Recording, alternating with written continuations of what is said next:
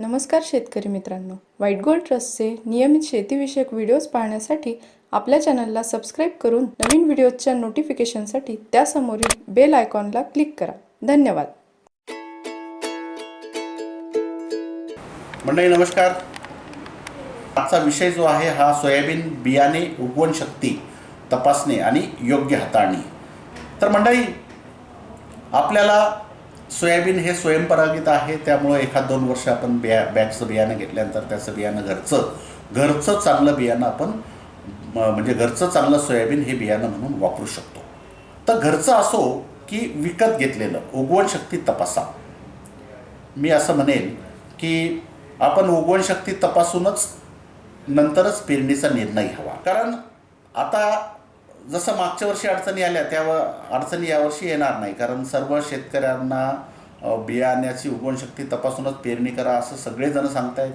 शासनामार्फतही सांगितलं जातं आहे, कृषी केंद्रावाले सांगत आहेत, कंपन्या सांगत आहेत, सगळे माध्यमं सांगत आहेत की तुम्हाला नंतर तक्रार करायला आपल्याला वाव नसावा, आपल्याला संधी म्हणजे आपल्याला नंतर तक्रार करण्याची गरज पडू नये, त्यासाठी आपण आधीच उगवण शक्ती तपासू शकतो. तर उगवण न होण्याची अनेक कारणं आहेत. त्यातले महत्त्वाचं कारण म्हणजे ओल आणि खोल, दोन महत्त्वाच्या गोष्टी असतात. ओल आणि खोल, कमी ओल किंवा जास्त ओल, जास्त खोल किंवा कमी खोल, हे दोन मुख्य. आणि इतर अजून आहे, मोठा पाऊस आला दडपलं, त्यानंतर अनेक कारणं आहेत. पण शक्यतोवर असं निदर्शनात येतं की सगळ्यात पहिले दोष हा बियाण्यावर जातो की बुवा म्हणजे बियाणं खराब असेल असं सगळ्यात पहिलं प्राथमिक अंदाजावर किंवा निष्कर्षावर आपण येतो. तर आपल्याला नेमकं उगवण शक्ती आली नाही याचं कारण काय ते पाहणं फार गरजेचं आहे. कारण याबद्दल आपल्याला विचार करावा लागेल. पहिला दोष बियाण्याचाच असं म्हणून आपल्याला जमणार नाही. नेमकं कारण काय आहे आणि त्याचीसुद्धा आपल्याला कोणते कारण आहेत त्याचीसुद्धा काळजी घ्यायची. आता बियाण्याचा दोष राहतच नाही असं म्हणणंही चुकीचं आहे. काही केसेसमध्ये बियाण्याचा दोषसुद्धा असू शकतो. उगवण शक्ती न होण्याला अनेक कारणं आहेत. त्यातलं एक कारण बियाणाची उगवण शक्ती कमी असणे असं सुद्धा असू शकतं. तर काही कंपन्यांमध्ये ती शक्यता होऊ शकते. पण ज्या चांगल्या कंपन्या आहेत त्या सगळ्या गोष्टीची काळजी घेते. जसं बियाण्याची उगवण शक्ती तपासणे, जेनेटिक प्युरिटी तपासणे. आणि या कंपन्यांना म्हणजे जर या अशा तक्रारी वगैरे जर झाल्या तर या इतरांसोबत चांगल्या कंपन्यांना खूप त्रास होतो, मनस्ताप होतो. आणि त्यामुळं चांगल्या कंपन्या जे बीजोत्पादन वाढवायचं आहे ते वाढवत नाही किंवा उद्या अडचणी अजून वाढू शकतात. त्यामुळं नेमकं कारण काय आहे ते आपल्याला तिथं पाहावं लागेल. आता उगवण शक्ती तपासण्याच्या तशा प्रामुख्यानं 2 पद्धती आहेत. चांगल्या कंपनीमध्ये सगळी व्यवस्था असते. जसं उगवण शक्ती जर तपासायची असेल तर आपल्याला जर्मिनेशन चेंबर म्हणजे ज्या ठिकाणी तापमान आणि आर्द्रता हे मेंटेन ठेवलं जातं. उगवण शक्ती तपासण्यासाठी साधारणतः 20 डिग्री ते 25 डिग्री सेल्सिअसचं तापमान गरजेचं आहे. आणि आर्द्रता जी रिलेटिव्ह ह्युमिडिटी ज्याला म्हणतात ते 80 ते 85% रिलेटिव्ह ह्युमिडिटी पाहिजे. आता उन्हाळ्यात आपलं तापमान 35 डिग्रीच्या वरच असते, मग ते 20 ते 25 डिग्री तापमान ठेवावं की जेणेकरून खरंच उगवण शक्ती जी आहे ती खरी आहे ती तपासल्या जाईल. यासाठी जर्मिनेशन चेंबर किंवा जर्मिनेशन युनिट्स असतात ज्याच्यामध्ये तापमान आणि तुमचं रिलेटिव्ह ह्युमिडिटी म्हणजे आर्द्रता हे तिथे कंट्रोल सिच्युएशनमध्ये ठेवल्या जातं. चांगल्या कंपन्यांकडे अशी व्यवस्था असते. चांगल्या कंपन्यांकडे प्रयोगशाळा असतात, प्रशिक्षित अनुभवी स्टाफ असतो. त्यामुळं ते सगळं उगवण शक्ती वगैरे व्यवस्थित तपासतात. जर्मिनेशन पेपर्स असतात ज्याच्यावर उगवण शक्ती आपल्याला तपासायची. पण शेतकऱ्याकडे या सगळ्या गोष्टी उपलब्ध नसतात. पण तरीसुद्धा आपण घरच्या घरी उगवण शक्ती तपासू शकतो. त्यात ॲक्युरसी 100% येणार नाही, पण आपल्याला जुळते मिळते जरी रिझल्ट्स आले तरीसुद्धा आपण ते करू शकतो. आता जर्मिनेशन पेपर हा उगवण शक्ती तपासण्यासाठी सगळ्यात महत्त्वाचा जर्मिनेशन पेपर आहे. पण तो जर्मिनेशन पेपर जो आहे तो आपल्याला उपलब्ध होणार नाही. त्यासाठी मिळण्यासाठी प्रयत्न करू नका. मी तुम्हाला याबद्दल जर्मिनेशन पेपरची माहिती देतो. बघा, हा मी तुम्हाला दाखवण्यासाठी मुद्दाम जर्मिनेशन पेपर आणला आहे. आता याच्यामध्ये तुम्हाला जर्मिनेशन पेपर किंवा गोनपाट, आपण ज्याला ज्यूटचं पोतं जे असते घरी, आता हे मी तुम्हाला नेपकिन आहे तो हा ज्यूटचं पोतं माझ्याकडे नव्हतं तर हे ज्यूटचं पोतं आपलं गोनपाट किंवा जर्मिनेशन पेपर शेतकऱ्यांना सहजासहजी मिळणार नाही. तर आपण ज्यूटचं पोतं आपण गोनपाटाचा तुकडा एक फूट बाय 1.5 फूट या पद्धतीनं कापून घेऊन याला ओलं करायचं. ओलं करून त्याला झटकून घ्यायचं. झटकून घ्यायचं आणि त्याच्यानंतर याच्यावर 100 बिया आथरायच्या. आता बियाण्याचा नमुना घेताना सुद्धा फार महत्त्वाचं आहे. आपल्याकडे 5 पोते आहेत, तर 5 पोत्यातलं निवडून बियाणं घ्यायचं नाही. कुठलं तरी मध्ये हात घालून, खाली हात घालून किंवा बंबा मारून असं सगळं बियाणं घ्यायचं. त्याला 2 किलो, 1 किलो, 3 किलो बियाणं घेऊन त्याचे मिक्स करायचं चांगलं. परत त्याचे 4 भाग करायचे, 2 भाग वेगळे करायचे, 2 भाग परत मिक्स करायचे, परत राहिलेले बियाण्याचे 4 भाग करायचे चांगलं मिसळून. आणि असं त्याला कुठलंही न निवडता असं बियाणं आपण मुठभर सगळं मिक्स केलेलं बियाणं हे मुठभर घ्यायचं. आणि त्यात न निवडता आपल्याला इथे या गोनपाटावर या पद्धतीनं तुम्हाला इथं मुद्दाम मी आधीच अंथरून ठेवलं आहे. हे 10 ची लाईन आहे आणि हे 10 आहेत. याच्यामध्ये थोडंसं अंतरसुद्धा ठेवलेलं आहे. आणि इथे सुद्धा तुम्ही पाहू शकता हा जो जर्मिनेशन पेपर आहे याच्यावर सुद्धा एका लाईनीमध्ये 10 आहे आणि असे 10 ओळी आहे. तर या पद्धतीनं आपण गोनपाटावर हे सगळं बियाणं अंथरलं. 100 बिया टाकल्या, न निवडता प्रातिनिधिक सॅम्पल घेतलं. हे गोनपाट याच्यावर बिया अंथरण्यापूर्वी त्याला ओलं करायचं, चांगलं थोडंसं झटकून घ्यायचं, जास्त ओलावा सुद्धा नको. आणि ओलं केलेल्या याच्यावर झटकून घेतल्यानंतर ते अंथरून 100 बिया अंथरल्यानंतर गोनपाटाचा दुसरा जो भाग आहे तो त्या गोनपाटाचा दुसरा भाग याच्यावर असा ओला केलेला दुसरं गोनपाट त्याच्यावर झाकून ठेवा. आणि त्यानंतर मग त्याला आपण असं फोल्ड करून घ्यायचं, जेणेकरून सगळ्या लाईन जे आहेत तुमच्या या याच्यामध्ये गुंडाळल्या जातील. हे गोनपाटामध्ये असं आपल्याला जे आहे हे बियाणं गुंडाळून घ्यायचं. आणि हे जे आहे आता हे दोन्ही गोनपाट ओले आहेत. जर्मिनेशन पेपरच्या बाबतीत सुद्धा तसंच. हे जर्मिनेशन पेपरमध्ये तुम्ही 100 बिया ठेवल्या, त्याच्यावर दुसरा एक ओला केलेला जर्मिनेशन पेपर घ्या आणि त्याला याच्यावर अंथरून घ्या. त्याच्या खाली प्लॅस्टिक असतं. हे आपण प्रयोगशाळेमध्ये आपल्या याच्यासाठी जे जर्मिनेशन चेंबरमध्ये ठेवतो त्यासाठी. पण आपल्याकडे जर्मिनेशन चेंबर नसेल तर मग हे प्लॅस्टिक वापरण्याची गरज नाही. आणि यालासुद्धा आपल्याला असं गुंडाळून घ्यायचं आहे. या पद्धतीनं गुंडाळून घेतल्यानंतर याला फोल्ड करायचं आहे दोन्ही बाजूनी. आणि याला आपल्याला इथे रबर लावून नंतर तो ठेवून द्यायचा आहे आपल्याला याच्यामध्ये. तर या पद्धतीनं आपल्याला हे सॅम्पल घेऊन हे 100 दाणे जे आहेत हे आपल्याला तिथे लावून ते थंड ठिकाणी, गोनपाट जे आहे ते थंड ठिकाणी आपल्याला तिथं ठेवायचं. जास्त पाणी व्हायला नको, कमी पाणी व्हायला नको. फार काळजीपूर्वक आपल्याला तिथे करावं लागेल. थंड जागी ठेवायचं. आणि कोरडं होत असेल ते गोनपाट जे आहे ते कोरडं होत असेल तर त्याला फक्त थोडंसं पाणी शिंपडायचं. फार जास्त पाणी देऊ नका. ते बियाणं कुजून जाईल, सडून जाईल, चुकीचे रिझल्ट येतील. आणि कोरडं एकदम जास्त कोरडंसुद्धा व्हायला नको. थोडं असं कोरडं दिसायला लागलं दुसऱ्या दिवशी, तिसऱ्या दिवशी जेव्हा कोरडं दिसेल तेव्हा त्याच्यावर हलकंसं पाणी मारा. माठाच्या बाजूला किंवा पण एकदम ओल्या ठिकाणी नाही, जिथं थोडा थंड वाजतो अशा ठिकाणी ते ठेवा. कोरडं होत असेल तर त्याला पाणी मारा. आणि 6व्या दिवशी मग ते आपल्याला ते उघडायचं. या पद्धतीनं उघडून त्याच्यावरचं जे दुसरं गोनपाटाचा हे आहे तो बाजूला करायचा. आणि त्यानंतर मग त्याला ज्याला व्यवस्थित मुळं आलेले असं सर्व मोजून घ्यायचं. आणि जर्मिनेशन योग्य वाढ झालेले वेगळे आणि सडलेलं किंवा न उगवलेलं वेगळं रोपटं करायचं. असं 6व्या किंवा 7व्या दिवशी आपण जर्मिनेशन त्याचं घेऊ शकतो. फक्त यामध्ये 1-2 रिस्क अशा आहे की तापमान आता सध्या जास्त आहे. त्यामुळं आपण म्हणजे आमचासुद्धा अनुभव असा आहे की एप्रिलमध्ये, मेमध्ये आपण जे जर्मिनेशन चेक करतो, जर्मिनेशन चेंबरमध्ये सुद्धा जिथं तापमान आणि आर्द्रता मेंटेन केलेली जाते तिथे, कारण आता जास्त तापमानामध्ये सोयाबीनची जी मॉइश्चर पर्सेंट आहे हे 7, 7.5, 8% आहे. जे की पाऊस पडला, एक चांगला पाऊस पडला आणि आपलं वातावरणामध्ये आर्द्रता असली तर ते जे मॉइश्चर पर्सेंट आहे ते 10% पासून 12% येऊ शकतं. तर आता मॉइश्चर कमी असल्यामुळं उगवण शक्तीमध्ये फरक पडू शकतो. पाऊस पडल्यानंतरची उगवणशक्ती आणि आताची कडक उन्हाळ्यातली उगवणशक्तीमध्ये 5% 15%पर्यंतही फरक पडू शकतो. परिस्थितीनुसार तुम्ही कोणत्या पद्धतीनं त्याला ठेवलं आहे, कशा पद्धतीनं त्याला पाणी व्यवस्थापन केलं आहे, या सगळ्या गोष्टीवर अवलंबून आहे.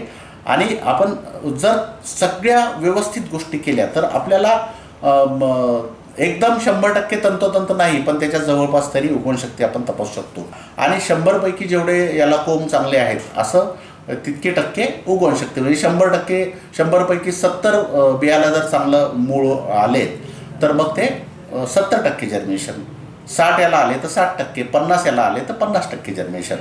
तसं आपल्याला जे शास्त्रीय पद्धतीनं शासनाची शिफारस किंवा विद्यापीठाची शिफारस जी आहे ती 70% जर्मिनेशन असावं सोयाबीनचं, असा नियम आहे. आता याच्यामध्ये आपल्याला पहिली गोष्ट म्हणजे कडक उन्हामध्ये आपण घेतो आहे आणि आपल्याला जर्मिनेशन चेंबर वगैरे काही नाही, त्यामुळं त्यात किती फरक पडतो हे आपल्याला बघावं लागेल. काही प्रमाणात त्याचं पाऊस पडल्यानंतर उगवणशक्ती वाढेल ते सुद्धा कन्सिडर करावं लागेल. 70%पेक्षा कमी आलं, 65 आलं, 60 आलं तर आपण त्या प्रमाणात जो सीड रेट आहे एकरी जसा 30 किलो बियाण्याचा आपल्याला वापर करायची शिफारस आहे. तर जर कमी आलं उगवणशक्ती तर तेवढं आपण बियाण्याचं प्रमाण वाढवू शकतो, या पद्धतीनं वाढवू शकतो. आणि जर बॅगचं बियाणं असेल आणि आपल्याला मनामध्ये खूप शंका असेल तर आपण ते बियाणं परतसुद्धा करू शकतो. तसं शासनानं सुद्धा आदेश दिलेले आहे. पण बॅग न फोडता जर बॅगचं बियाणं असेल तर त्याला बंब्यानं छिद्र करून त्यातून बियाणं काढून सॅम्पल घेऊन त्याची तपासणी करा आणि मग जर तुमचं समाधान नाही झालं तर तुम्ही ते बियाणं परत करू शकता. दुसरी पद्धत, आता हे झालं गोनपाट जे पोतं असते आपलं, त्या पोत्यावरचं. दुसरी पद्धत म्हणजे मातीमध्ये आपण त्याची तपासणी उगवणशक्ती तपासू शकतो. तर यासाठी थोडंसं झाडाखालची सावली पहा चांगली, त्या कुदळीनं ती माती मोकळी करा, थोडीशी 1-2 बाय 3 फूट वगैरे अशी माती कुदळीनं थोडी उकरून घ्या. त्यानंतर आदल्या दिवशी त्याच्यामध्ये साधारणतः ओली, चांगली ओल 3-4-5 इंच ओली होईल एवढं पाणी टाका त्या उकरलेल्या मातीमध्ये. उकरलेली माती, कडक मातीमध्ये नाही, माती उकरून घ्या. त्यानंतर त्याला चांगली ओलावा खाली जाईल एवढं पाणी टाका त्याच्यावर. त्याला थंड होऊ द्या. जमीन थंड होणं फार महत्त्वाचे आहे, म्हणजे आदल्या दिवशीच तुम्हाला पाणी टाकून ठेवावं लागेल. आणि मग दुसऱ्या दिवशी तिथे 3-4 सेंटीमीटर खोल असं साधारणतः एक कांडं जे आहे एवढ्या खोल रेषा मारा, काडीनं 10 रेषा मारा. साधारणतः 1-1.25 फुटाच्या 1.25 फुटाच्या 10 रेषा मारा. माती थोडीशी मोकळी करून घ्या आणि त्याच्यावर योग्य अंतरावर 1-1 बी असं मातीमध्ये मोकळी माती जी आधी मोकळी केलेली आहे त्यात पाणी टाकून त्याचा थंडावा तयार होईल अशा पद्धतीनं तेवढं पाणी टाकून दुसऱ्या दिवशी माती जमीन थंड झाल्यानंतर त्याला उकरून, काडीनं उकरून नंतर 10 बियाच्या 10 लाईन अशा टाकून द्यायच्या. त्याला हलकीशी माती टाकून, त्याला ओलीच माती टाकून त्याला झाकून घ्यायचं. परत हलकं पाणी टाकायचं. रोज संध्याकाळी थोडं हलकं, आपलं सडा शिंपडल्यासारखं हलकं पाणी टाकायचं. आणि साधारणतः 6व्या किंवा 7व्या दिवशी मग ते त्यातून किती उगवतात ते मोजायचं. 100पैकी जेवढे उगवले योग्य त्याची वाढ आहे असं तुमचं तितक्या टक्के उगवणशक्ती. तर या 2 पद्धती आहेत. तुम्ही घरच्या घरी घरचं असो की बॅगचं असो की पाहुण्याचं असो का कोणाचंही असो, हे उगवणशक्ती तपासून पेरणी करावी. दोन्हीपैकी मी म्हणेल किंवा दोन्ही पद्धतीनं करा. एखाद्या वेळेस त्या गोनपाटावर कमी जास्त पाणी झालं किंवा अजून काही अडचणी आल्या तर जमिनीतही टाका, त्या गोनपाटातही टाका आणि त्या पद्धतीनं करा. चांगल्या बियाण्याचं जर्मिनेशन, म्हणजे सगळ्या गोष्टी जर व्यवस्थित केल्या तर मग तुम्हाला जर्मिनेशन तिथे व्यवस्थित येईल. पण जर चूक झाली तर चांगल्या बियाण्याचं सुद्धा जर्मिनेशन तुमच्या पद्धतीनं चुकू शकतं, म्हणजे चांगल्या बियाण्याला सुद्धा आपण मुकू शकतो. त्यामुळे सगळी काळजी घेऊन आपण करा. कंपनीची जी बॅग आहे सीलबंद बॅग, त्याला छिद्र करून, छोटंसं छिद्र करून त्यातून बी काढून ते आपल्याला तपासायचं आहे. हे झालं उगवणशक्ती सोयाबीनची तपासण्याबाबत. आता दुसरी गोष्ट आपली की सोयाबीनचं बियाण्याची योग्य निवड, त्याचा वापर आणि हाताळणी ही सुद्धा तेवढीच महत्त्वाची बाब आहे. कारण सोयाबीन जे हे पीक आहे याचं जे आवरण आहे, त्याचं टर्फल जे आहे हे फार नाजूक आहे. आणि याच्यामुळं अनेक गोष्टींची काळजी आपल्याला घ्यावी लागते, नाही तर मागच्या वर्षीसारख्या तक्रारी येतात, म्हणजे उगवण शक्तीवर मोठा परिणाम होऊ शकतो. त्यात सगळ्यात पहिली गोष्ट बघा, बियाण्यामध्ये चांगलं बियाणं म्हणजे काय? फक्त उगवण शक्तीच चांगली म्हणजे बियाणं चांगलं का? नाही. तर चांगलं योग्य बियाणं निवडा. म्हणजे योग्य बियाणं म्हणजे त्याची उगवण शक्ती चांगली पाहिजे. त्यानंतर जिनॅटिक प्युरिटी ज्याला म्हणतात, अनुवंशिक गुणधर्म, ते सुद्धा चांगले असावेत. अनुवंशिक गुणधर्म म्हणजे ती जी जात आहे त्या जातीचं 98% तेच झाडं असावेत. त्यात 2% भेसळ असली चालते. पण मी तुम्हाला मागच्या वेळेस जसं सांगितलं किंवा जिनॅटिक प्युरिटी ही फार महत्त्वाची आहे, ती सुद्धा चांगली असावी. फिजिकल प्युरिटी आहे, जर्मिनेशन आहे, असं योग्य बियाणं निवडा. दुसरं, घरचं उत्कृष्ट बियाणं असेल तर आपण ते वापरू शकता. तिसरी गोष्ट, साठवणूक जी आहे बियाण्याची, म्हणजे मग ते तुम्ही घरचं काढल्यानंतर तुम्हाला ठेवायचं आहे ते असो की बाजारातून बियाणं आणलेलं असो, कोरड्या ठिकाणी करा. एकावर एक थप्पी जास्त याची बॅगची लावू नका. घरच्या घरीच ठेवायचं तर 2-3 बॅगपेक्षा जास्त त्याची फार मोठी थप्पी लावू नका. कोरड्या ठिकाणी साठवणूक करा. त्यानंतर महत्त्वाची गोष्ट, याचं टर्फल मी सांगितलं तुम्हाला खूप नाजूक असतं, त्यामुळे याला हाताळणी करताना योग्य हाताळणी व्हावी. मी बरेच शेतकरी पाहिले की ऑटोवाल्याजवळ सांगतात की या कृषी केंद्रातून इतक्या बॅग घेऊन ये. मग तो ऑटोवाला येतो, तिथं सांगतो, मग त्या सोयाबीनच्या बॅगा दनादन तिथं आपटल्या जातात. त्याच्यावर खताच्या बॅगा टाकल्या जातात. एखादं आपी आहे, एखादं ट्रॅक्टर आहे, त्याच्यावर दनादर आतळल्या जाते. आणि माझा अनुभव असा आहे की डोक्या इतक्या उंचीवरून जर सोयाबीनची बॅग 3दा आपटली तर त्याचं जर्मिनेशनच येत नाही. एवढं त्याचं आवरण नाजूक असतं, पतलं असतं. त्यामुळं आपण बियाणं विकत घेतो तेव्हापासून बियाणं विकत घेतल्यानंतर त्याची योग्य हाताळणी व्हावी. आपण स्वतः ते बियाणं आणावं, त्याच्यावर जड काही ठेवू नये, आदळ आपट त्याची बिलकुल होऊ नये. दुकानातून घेताना हमाल काळजी घेत नाही, त्याला 5-10 रुपये जास्तीचे द्यायला लागलं तर पण त्याला म्हणायची बॅग आपटू नको. घरी आणेपर्यंतसुद्धा ते व्यवस्थित येईल, त्याच्यावर जास्त वजन पडायला नको, त्याचं दबदाब व्हायला नको, आदळआपट व्हायला नको. घरी आणल्यानंतरसुद्धा कोरड्या जागी ठेवा, त्याला घरीसुद्धा आदळू नका. घरून शेतात नेतानासुद्धा आदळआपट होणार नाही. जेवढ्या जास्त वेळेस सोयाबीनची बॅग आदळल्या जाते तेवढ्या त्याचं उगवण शक्ती कमी होते.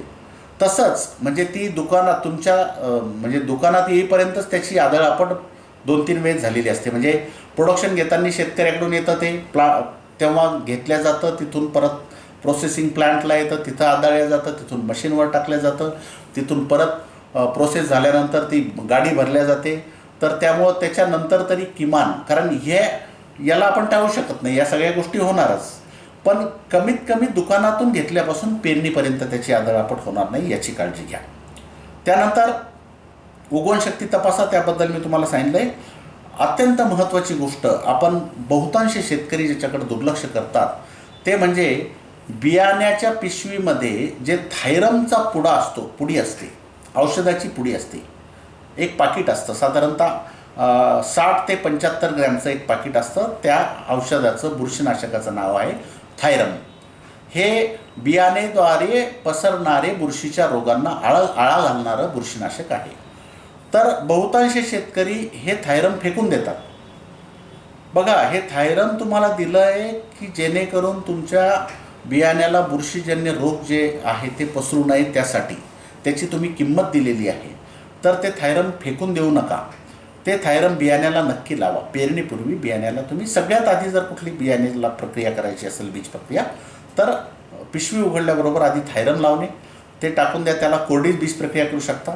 आता या थायरममध्ये तुम्हाला बघा, तुम्ही बुस्टरचं जर सोयाबीन घेतलं तर त्याच्यामधलं थायरम हे अत्यंत उत्कृष्ट क्वालिटीचं आहे. तुम्हाला फोडल्याबरोबर ते समजेल. दुसऱ्या कुठल्याही याचं मला सांगता येत नाही, पण मुद्दाम तुलना करा तुम्ही बुस्टरच्या सोयाबीनच्या बॅगमधलं थायरम आणि इतर थायरम. तर तुम्हाला जर शंका असेल दुसऱ्या थायरमवर, तर बाजारामध्ये या थायरमपेक्षाही अजून एक चांगलं बुरशीनाशक बाजारामध्ये उपलब्ध होऊ शकतं तुम्हाला. त्याचं नाव आहे विटावॅक्स. याचं थायरम आणि अजून एक बुरशीनाशक त्याचं कॉम्बिनेशन आहे, ते विटावॅक्स त्याचं नाव आहे, धानुका कंपनीचं आहे बहुतेक. तर हे सुद्धा तुम्ही 2.5 ते 3 ग्रॅम प्रति किलो लावू शकता. तुम्हाला बुस्टरचं सोयाबीन जर असेल तर त्यातलं थायरम उत्कृष्ट गुणवत्तेचं आहे. मग तुम्हाला विटावॅक्स लावायची गरज नाही. मग दुसरं कुठलं घेत असाल किंवा घरचं पेरत असाल आणि तुम्हाला शंका असेल तर मग विटावॅक्स तुम्ही बाजारातलं घेऊ शकता. 2.5 ते 3 ग्रॅम प्रति किलो बियाण्याला ते विटावॅक्स लावू शकता. तर ही बीज प्रक्रिया अवश्य करा. त्यानंतर मग तुम्हाला जर बीज प्रक्रिया करायची आहे तर रिहान्सची बीज प्रक्रिया करू शकता. त्याच्यानंतर जर करायचं आहे तर मग तुम्ही जीवाणू जे आहेत, फॉस्फरस सोल्युबलायझिंग बॅक्टेरिया आहे, रायझोबियम आहे, KMB आहे, ट्रायकोडर्मा आहे, जे काय आहे हे जीवाणू सगळ्यात शेवटी. आता हे थायरम आणि रिहानची बीज प्रक्रिया तुम्ही पेरणीच्या 1 महिना अगोदर, 15 दिवस अगोदर, 8 दिवस अगोदर, आदल्या दिवशी जरी करून ठेवली तरी चालेल. त्याबद्दल तुम्हाला पेरणीच्या एकदम आधीच केलं पाहिजे असं नाही. तुम्ही आधीच बियाणाला बीज प्रक्रिया करून ते बियाणं व्यवस्थित ठेवू शकता आणि पेरणीच्या वेळेस जर तुम्हाला करायचं असेल तर जीवाणूची बीज प्रक्रिया करू शकता, नाहीतर सरळ पेरू शकता. तर थायरम हे अवश्य बीज प्रक्रिया करा. रिहानची सुद्धा मी मागच्या वेळेस सांगितलं तुम्हाला की खोडकिडा आणि चक्रभुंगा ही सगळ्यात महत्त्वाची कीड आहे की जे आपल्याला उत्पादन घटवत चाललं आहे. तर त्याच्या नियंत्रणासाठी रिहान्स 3 मिली प्रति किलो आणि 3 मिली पाणी असं आधी थायरम लावा, नंतर रिहान्स लावा आणि नंतर लावायचं असेल तर मग तुम्ही तुमचं जीवाणू खतं लावू शकता, जीवाणू लावू शकता. त्यानंतर अत्यंत महत्त्वाची गोष्ट, शिफारसीनुसार एकरी 30 किलो बियाणं तुम्ही, जी पारंपरिक पद्धत आहे आपला 18 बोटाचा सावा, 20 बोटाचा सावा, 22 बोटाचा सावा, म्हणजे साधारणतः 18 इंच म्हणजे 1.5 फुटाचं जर आपलं 2 ओळीतलं अंतर असेल आणि 5 सेंटीमीटरवर आपलं एक झाड येत असेल तर साधारणतः एकरी 30 किलो बियाणं लागतं. तर या पद्धतीनं शिफारसीत 30 किलो बियाणं पेरा किंवा BBF पद्धतीनं म्हणजे दर 5व्या किंवा 6व्या तास न पेरता तुम्ही तिथं जर सरी पाडत असाल तर ती एक सरी म्हणजे एक लाईन तुमची 6वी लाईन किंवा 5वी लाईन कमी होणार. तर या पद्धतीनं तुम्हाला बियाणंसुद्धा कमी लागणार. साधारणतः 22 किलोच्या जवळपास बियाणं तुम्हाला BBF पद्धतीनं लागेल. आणि त्याच्यापेक्षाही कमी बियाण्यामध्ये जर तुम्हाला करायचं असेल तर मग सरीवरंबा पद्धतीवर टोकन पद्धतीनं लागवड करणे. मग तुम्हाला ते काम पडलं तर 16-18 किलोमध्ये सुद्धा टोकन पद्धतीनं तुम्ही किती अंतरावर बियाण्याची टोकन पद्धतीने लागवड करता त्यानुसार बियाणं आपल्याला लागेल. तर या पद्धतीनं शिफारसीत बियाण्याची मात्रा वापरा. अत्यंत महत्त्वाची गोष्ट, 75 ते 100 मिलीमीटर पाऊस सतत 3-4 दिवस मिळून जर 75 ते 100 मिलीमीटर पाऊस पडला असेल तरच सोयाबीनची पेरणी करा. एकाच दिवसात 75 मिलीमीटर पाऊस पडला तर तो वाहून जाईल, जमिनीत मुरणार नाही. किंवा 8 दिवसापूर्वी 40 पडला होता, नंतर आज 30 पडला, तरी ती जमिनीत ओलावा कुठपर्यंत गेला आहे, कसा गेला आहे ते पाहणं फार गरजेचं आहे. 4-5 दिवसामध्ये किंवा 7-8 दिवसाच्या मध्ये सततचा पाऊस मिळून 75 ते 100 मिलीमीटर जर पाऊस पडलेला असेल म्हणजे यात महत्त्वाचं काय पाहायचं आहे की जमीन थंड झाली. जमीन थंड झाली अशा वेळेसच पेरणी करा. 75 ते 100 मिलीमीटर पाऊस. मागच्या वर्षी बघा बऱ्याच ठिकाणी पाऊस कमी पडल्यानंतर पेरणी केल्यामुळं उगवणशक्तीमध्ये खूप मोठ्या अडचणी आल्या. बऱ्याच ठिकाणी रोटावेटर केलेलं होतं. रोटावेटरची जी जमीन होते ती 3-4 इंचच मोकळी होते. आदळवाणी पाऊस पडला, 1-2 इंच ओलावा गेला आणि पाणी वाहून गेलं. शेतकऱ्यांना वाटलं की खूप चांगला पाऊस पडला, वाहूनी पाऊस पडला, पण तो नव्हता. त्या रोटावेटरच्या कडकपणा खाली आल्यामुळं 1-2 इंच भिजलं आणि वाहून गेलं. जमीन खाली गरम होती, त्याच्या वाफा येत होत्या, वरतून थोडासा ओलावा होता आणि त्यात पेरणी झाली. काही कोरड्यात पडलं, काही ओलाव्यात पडलं, काही ओलाव्यात पडल्यानंतर पाऊस नाही आला तर खालची जी गरम वाफ आहे त्याच्यामुळं बियाणं कुजून गेलं. तर चांगला पाऊस पडून जमीन थंड झाल्याशिवाय पेरणी करू नका, ही अत्यंत महत्त्वाची गोष्ट आहे. त्याच्यासारखीच तेवढीच एक महत्त्वाची गोष्ट म्हणजे 3 ते 4 सेंटीमीटरपेक्षा खोल पेरणी करू नका, टाळा. सोयाबीनची पेरणी ही 3 ते 4 सेंटीमीटर खोलीपर्यंतच करायची. जास्त खोल पडल्यानंतर याचं आवरण टर्फल पतलं असते, याच्या उगवणशक्तीवर परिणाम होतो. त्यामुळं जास्त खोल पेरणी करू नका. 3 ते 4 सेंटीमीटरपेक्षा जास्त खोल पेरणी व्हायला नको. मागच्या वर्षी हा सुद्धा एक फार महत्त्वाचा मुद्दा होता. एकदम पाऊस पडला, सगळ्यांची पेरणीची लगबग सुरू झाली, मग ट्रॅक्टरनं पेरणी करायची. ट्रॅक्टरवाले बहादर मी पाहिले, बऱ्याच प्रकारचे ड्रायव्हर मी पाहिले, माझ्याकडे ट्रॅक्टर आहे. तर कोणाचं काय गणित चालते आणि कोण काय करून पेरणी करतो, कोणाचा अनुभव किती आहे. तर पेरणी करताना मी सर्व शेतकरी बंधूंना विनंती करेल, स्वतः शेतामध्ये थांबा. ते बियाणं किती खोल पडतं ते पहा. मी पाहिलं मागच्या वर्षी बरेच शेतकरी, ते ड्रायव्हर नवीन होते, त्यांना घाई खूप होती, रात्रीसुद्धा पेरण्या केल्या. मागच्या वर्षी मी पाहिलं रात्र झाली आहे, अंधार पडला आहे, तरीसुद्धा पेरण्या केल्या आहेत त्या ट्रॅक्टरवाल्यांनी. त्यालासुद्धा घाई गडबडीत त्यांना कसंही आपलं पेरून टाकलं, तुमचं मोकळं करून टाकलं, पैसे घ्यायला तयार. त्यामुळं जास्त घाई न करता व्यवस्थित ट्रॅक्टर किती खोल लागतं, बियाणं किती खोल पडते, खत कुठं पडतं, पेरणी कशी होते, किती अंतरावर पडतं, हे सगळं तपासून 3 ते 4 सेंटीमीटरपेक्षा खोल बियाणं पडायला नको, याची अत्यंत महत्त्वाची गोष्ट आहे. ही काळजी घ्या. ट्रॅक्टरचा ड्रायव्हर नवीन असेल तर बदला तो, एक दिवस उशिरा पेरणी झाली चालेल. पाण्याचा निचरा न होणाऱ्या जमिनीत पेरणी करू नका. जिथे पाणी साचून राहतं तिथे जर आपल्याला पेरणी केली, नंतर जर 1-2 पाऊस पडले मोठे, तर तिथं पाणी साचून राहील आणि ती बियाणं कुजून जाईल. त्यामुळं निचरा न होणाऱ्या जमिनीत, जिथं पाणी साचते अशा जमिनीमध्ये सोयाबीन शक्यतो टाळा. त्यानंतरची गोष्ट, अजून एक महत्त्वाची गोष्ट म्हणजे उगवण का होत नाही, तर पेरणी केल्यानंतर जर मोठा पाऊस आला, मागच्या वर्षी हे सुद्धा बऱ्याच ठिकाणी झालं. पेरणी केली, व्यवस्थित पेरणी झाली, उगवण शक्ती बियाण्याची चांगली होती, खोलीवर सुद्धा व्यवस्थित पाऊस काही ठिकाणी चांगला पडला होता, खोलीवर पडलं, पण पेरणी केली आणि नंतर मोठा पाऊस पडला, जमिनी कडक झाल्या, आदळवाणी हे झालं आणि तिथं उगवण शक्तीवर परिणाम झाला. तर ही सुद्धा गोष्टीची आपल्याला काळजी घ्यावं लागेल. तर मोठा पाऊस पडला तरीसुद्धा उगवण होत नाही. तर बियाणे हाताळताना किंवा बियाणं पेरताना कोणत्या गोष्टीची काळजी घ्यायला पाहिजे, या गोष्टी मी तुम्हाला सांगितल्या आहेत. या पद्धतीनं आपण सगळं कराल अशी मला आशा आहे. यावर्षी तसंच बियाण्याचा तुटवडा जाणवण्याची शक्यता आणि परत आपल्या जर या नैसर्गिक किंवा आपल्या माणसाकडून होणारी चूक जे आहे, असं जर झालं तर मोठी अडचण येऊ शकते. नैसर्गिक कारणानं किंवा आपल्या चुकीमुळं उगवण कमी झाल्यास तक्रार करू नका, अशी माझी विनंती आहे. मी असं म्हणेल की जर खरंच बियाण्याचा दोष असेल तर तक्रार करा, पण जर मानवी दोष असेल किंवा नैसर्गिक कारणामुळं जर बियाणं उगवणं नसेल तर तक्रार करू नका, खोट्यासुद्धा तक्रारी करू नका. तर हे आपल्याला आजच्या विषयाशी निगडीत होतं.